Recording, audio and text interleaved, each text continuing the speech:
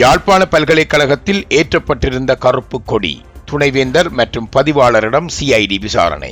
இலங்கையின் சுதந்திர தினமான பிப்ரவரி 4ஆம் தேதி யாழ்ப்பாண பல்கலைக்கழகத்தில் ஏற்றப்பட்டிருந்த சிங்க கொடியை இறக்கி அதற்கு பதிலாக கருப்பு கொடி ஏற்றப்பட்ட சம்பவம் தொடர்பில் யாழ் பல்கலைக்கழக துணைவேந்தர் மற்றும் பல்கலைக்கழக பதிவாளர் ஆகியோர் குற்றத்தடுப்பு போலீசாரால் விசாரணைக்கு உட்படுத்தப்பட்டனர். Discover the magic of Sri Lanka with Satkin Holidays.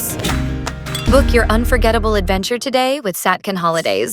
கொழும்பிலிருந்து விடுக்கப்பட்ட விசேட உத்தரவின் பேரில் யாழ்ப்பாணம் போலீஸ் பிரிவின் குற்றத்தடுப்பு பணியக அதிகாரிகளே இந்த விசாரணையை முன்னெடுத்ததாக தெரிவிக்கப்படுகின்றது. சுமார் 3 மணித்தியாலங்கள் முன்னெடுக்கப்பட்ட இந்த விசாரணையின் போது துணைவேந்தர் மற்றும் பதிவாளர் ஆகியோர் இருவரிடமிருந்தும் வாக்குமூலங்கள் பதிவு செய்யப்பட்டுள்ளன. பல்கலைக்கழகத்தால் பல்கலைக்கழக மானியங்கள் ஆணைக்குழுவுக்கு அனுப்பப்பட்ட அறிக்கைகள், ஆதாரங்கள் மற்றும் புலனாய்வு தகவல்கள் அடிப்படையிலேயே இந்த விசாரணை இடம்பெற்றுள்ளதாக தெரிய வருகின்றது. போலீஸ் குற்றத்தடுப்பு பணியகத்தின் வாகனம் பல்கலைக்கழக பிரதான வளாகத்துக்குள் நுழைந்தது.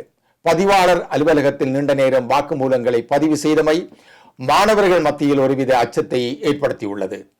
இந்த சம்பவத்தை நேரில் கண்டவர்கள் மற்றும் அது அலைபேசிகளில் காணொளி பதிவு செய்த பாதுகாப்பு அதிகாரிகள் மற்றும் மாணவர்களிடமும் இன்று வாக்குமூலங்கள் பதிவு செய்யப்படலாம் என எதிர்பார்க்கப்படுகின்றது.